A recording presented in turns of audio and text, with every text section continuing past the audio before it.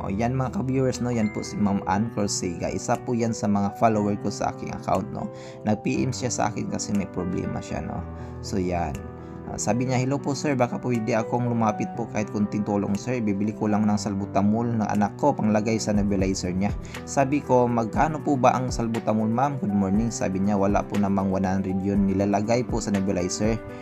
Naubusan po kasi siya ng stock ng gamot, di po kasi ako nakakatinda ng isda, gawa po ng nagalaw ang puhunan ko. Kawawa naman si ma'am, no. Hindi ako nagdalawang isip mga ka-viewers, sabi ko naman sa kanya, same number po. Sabi niya, salamat po sir, number ng GCash ma'am. Nagbigay siya sa akin ng number mga ka-viewers, sabi niya, sir, naki-GCash lang po ako. Sabi ko naman mga ka-viewers, may picture kayo sa anak nyo? Sabi niya, ayan po siya, kabe-birthday niya lang po nung linggo. Wow, happy birthday baby, no.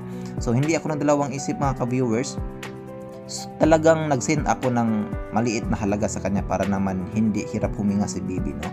Kasi nawala ang puhunan ni Mami, no, kasi ni Ma'am Ann Corsiga kasi nagalaw niya, no. So yan.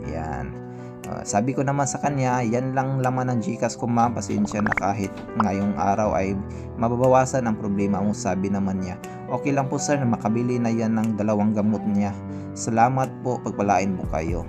Ingat po kayo, thank you. Wow, salamat po Ma'am Ann. Sana po pagpalain po kayo at gabayan po kayo ni God, no, na bigyan kayo ng malusog na katawan para alagaan nyo pa yun si Bibi.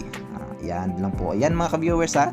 Salamat sa lahat-lahat na ng view at sa nag-share, nag-like sa mga video ko para marami pa tayong matulungan at marami pa tayong mapatawan na tao. Yan lang po. Maraming salamat. God bless you all. Bye.